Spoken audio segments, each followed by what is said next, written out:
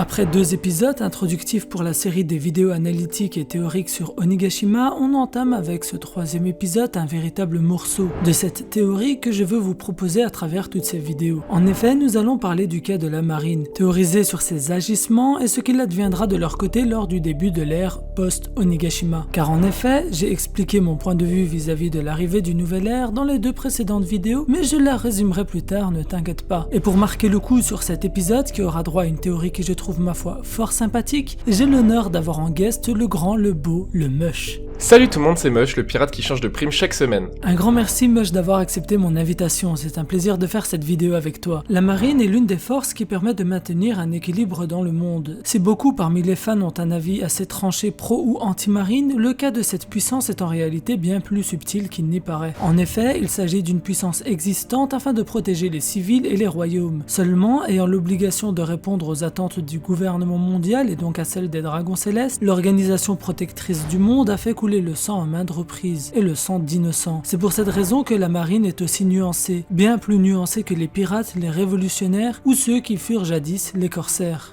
C'est pourquoi la marine est un cas particulier, mais aussi très intéressant à analyser et à théoriser, puisque si destruction d'équilibre mondial il y a, elle serait l'une des premières impactées. En effet, lorsque l'équilibre du monde sera entièrement détruit, il sera beaucoup plus difficile de maintenir une paix qui est l'objectif de la marine. Car oui, si le Gorosei sous les ordres d'Im-sama ont décidé de lancer une purge et de ne plus maintenir ce dit équilibre, ce n'est pas le cas de la marine qui, comme le dit Akainu, subit suffisamment le contre-coup de l'abolition du système de Shichibukai.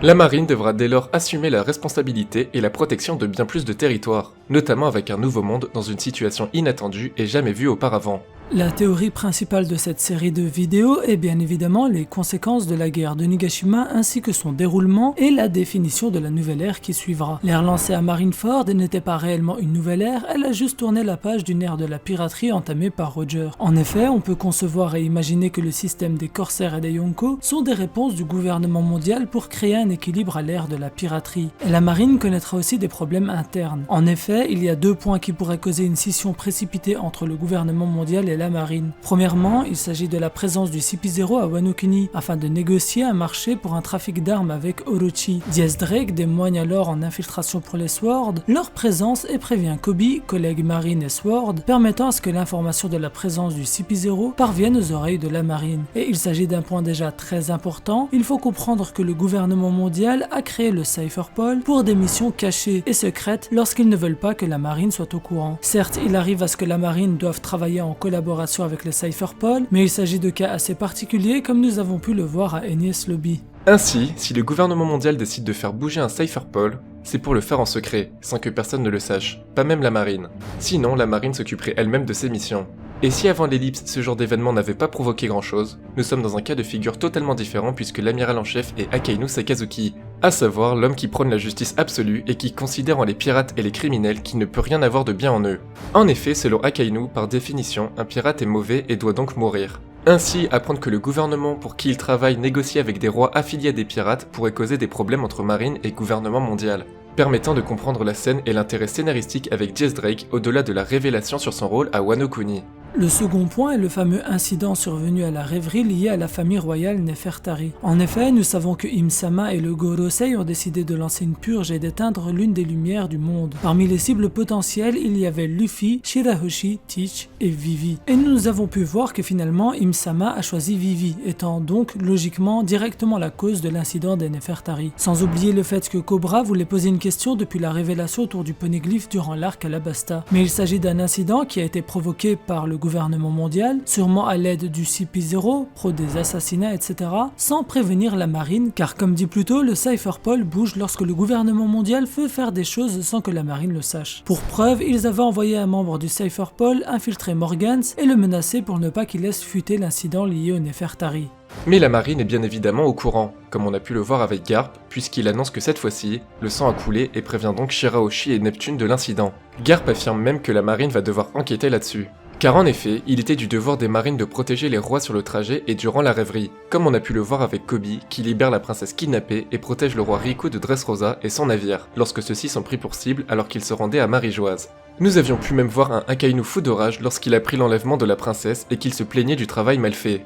Et nous pouvons dès lors penser au fait que la marine fera tout pour ne pas laisser cela impuni, mais aussi et surtout redorer son image auprès des peuples, puisqu'elle a failli à sa mission en laissant l'incident se produire pour une famille royale, après leur avoir promis protection jusqu'au retour sur leur terre. Ce sont deux points qui nous permettent d'imaginer que la marine connaîtra aussi des changements internes et des problèmes avec leur supérieur direct, à savoir le gouvernement mondial, montrant que l'ère qui suivra Onigashima connaîtra des grands changements. De plus, nous théorisons tous pour la chute du gouvernement mondial à la fin du manga et la destruction du système des dragons célestes, permettant un monde bien plus juste pour toutes les races et tous les humains, mais cela ne veut pas dire que la marine doit suivre le gouvernement mondial dans sa chute, puisque la marine sera toujours utile à la protection du monde. D'ailleurs, pour imaginer une nouvelle marine, une sorte de marine 2.0, au niveau de leur vision de l'humanité et de la justice, on peut s'appuyer sur le nouveau rôle de Garp depuis sa démission à la fin de Marineford. Car oui, Garp a en réalité démissionné de son poste de vice-amiral après les événements de la guerre de Marineford. Et cela, nous l'apprenons dans le 994e chapitre lorsque Sengoku va pour démissionner et que nous découvrons alors le chef des armées, poste supérieur à l'amiral en chef, Kong, qui annonce à Sengoku que Garp l'a précédé. Kong lui révèle alors qu'ils ont tout fait pour garder le héros de la marine, mais qu'il n'allait pas changer d'avis.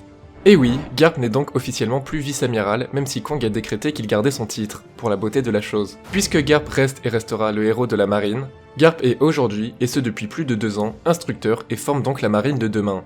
Et vous voyez où nous voulons en venir puisque cela signifie que Garp peut partager sa vision de la justice et ses valeurs humaines aux futurs soldats. Une vision que nous savons bénéfique pour le futur du monde de One Piece. En effet, puisque Garp déteste les dragons célestes et ne veut pas répondre à leurs ordres, c'est pour cette raison qu'il a toujours refusé une quelconque promotion puisque comme nous avons pu en témoigner, les amiraux étant obligés de se déplacer lorsqu'un incident se déroule avec un dragon céleste, situation déjà arrivée à Sabaody avec Kizaru et le dragon céleste Saint Charlos.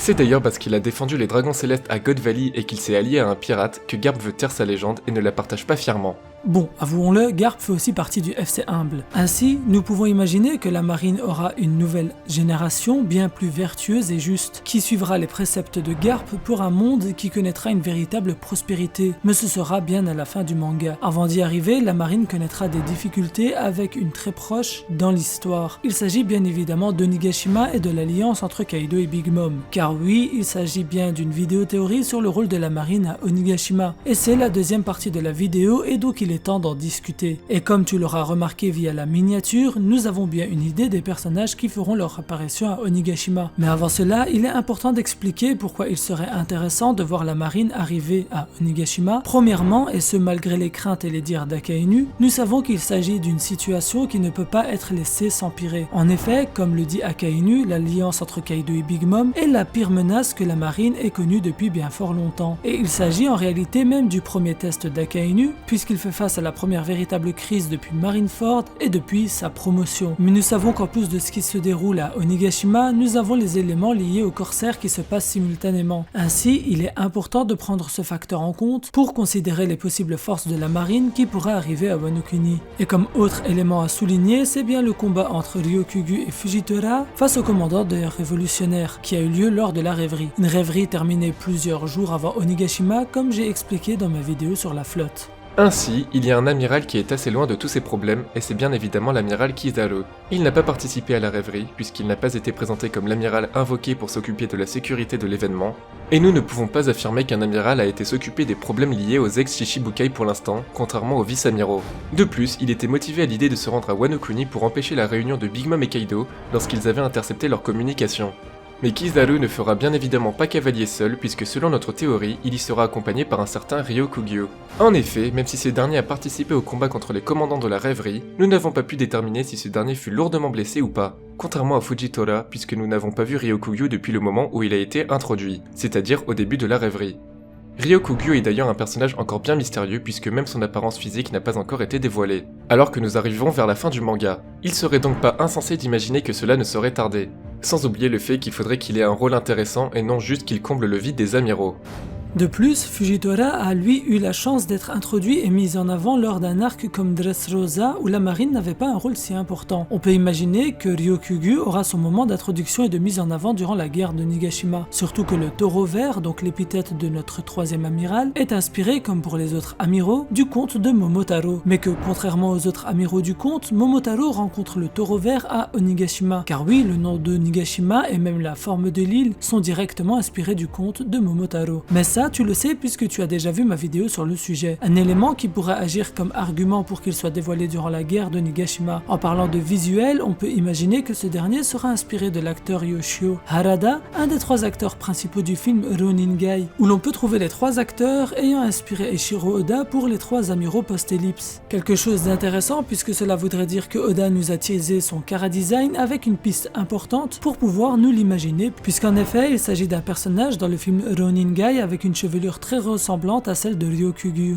Pour le pouvoir de ce dernier et sa backstory, ce sera le sujet d'une prochaine vidéo, car nous ne sommes pas là pour discuter uniquement de Ryokugyu. Ce qui serait intéressant, ce serait que grâce à la discussion entre Drake et Kobe, la marine ait appris la guerre qui aura lieu entre les supernovas et les samouraïs et les empereurs. Akainu qui réfutait lui l'idée de se rendre à Wano Kuni par peur de la puissance du peuple des samouraïs. Mais la marine pourrait donc profiter dès lors de l'opportunité pour créer une alliance avec les samouraïs et les supernovas et faire tomber un empereur afin d'empêcher leur alliance. Je ne vois personnellement pas la marine être inactive dans un moment pareil, un moment qui changera potentiellement la balance de puissance dans le monde entier. En conclusion, pour cette deuxième partie, on peut imaginer la présence de Kizaru et Ryokugyu afin de faire tomber Kaido et d'empêcher la montée en puissance de l'alliance Kaido-Big Mom. Il serait indécent d'imaginer la marine laisser 2 empereurs s'allier sans ne rien faire, et l'argument de ne pas connaître la puissance de Wano Kuni pourrait tomber à l'eau grâce à Drake, puisqu'il aurait libéré, selon ma théorie, Law. Mais pour ça, je t'invite à voir le premier épisode de la série de vidéos sur Onigashima. Ainsi, la marine serait au courant de la présence de plusieurs supernovas et pourrait profiter pour faire tomber Kaido. Si cette idée peut déplaire à pas mal de fans, il faudrait selon moi voir la situation d'un point de vue plus large et intéressé. En effet, cela serait une sorte de clin d'œil et une sorte de répétition d'une histoire qui s'est déjà passée précédemment. Et les personnages ayant participé à la guerre du passé auraient un lien direct avec les personnages qui participeront à la guerre future, celle de Nigashima. Et tu as dû le comprendre, je parle bien évidemment de God Valley, Roger et Garp qui s'allient pour faire tomber les Rocks. Quelques décennies plus tard, la marine s'allie à Luffy, petit-fils de Garp et futur seigneur des pirates, pour faire tomber la renaissance des Rocks, à savoir Kaido et Big Mom. Et oui, car Luffy n'est pas le danger prioritaire pour la marine, contrairement au gouvernement. Mais la marine, elle, n'est pas mise au courant des agissements du gouvernement mondial. On peut donc considérer que la marine préférera faire tomber les Rocks que de chercher à attraper Luffy. Nous arrivons à la fin de la vidéo qui m'a demandé un énorme travail, du coup j'espère qu'elle t'aura plu. Si c'est le cas, lâche le Gomu Gomu no pouce bleu et laisse ton avis en commentaire. Selon toi, qui de la marine viendra à Onigashima? En tout cas, j'aimerais remercier grandement Mush pour sa participation. Je voulais marquer le coup pour cet épisode et je suis très heureux de pouvoir le faire avec toi, Mush. Merci beaucoup à Yams pour l'invitation, ça m'a fait super plaisir et je suis sûr qu'on fera d'autres vidéos ensemble. Ciao tout le monde! Et si toi tu ne connais pas Mush, n'hésite surtout pas à aller voir sa chaîne. Tu verras des théories très intéressantes et un point de vue très pertinent pour One Piece. Et pour le remercier d'avoir participé avec moi à cette vidéo, laissez-lui des petits likes et des petits commentaires sympas, venant de ma part. Et de notre côté, si tu es nouveau, tu peux rejoindre mon équipage et devenir mon Nakama en t'abonnant et en activant la cloche. De plus, je suis sur Discord et tu es le bienvenu pour discuter, tu trouveras le lien en description. C'était Yams, El Psy, Konguru.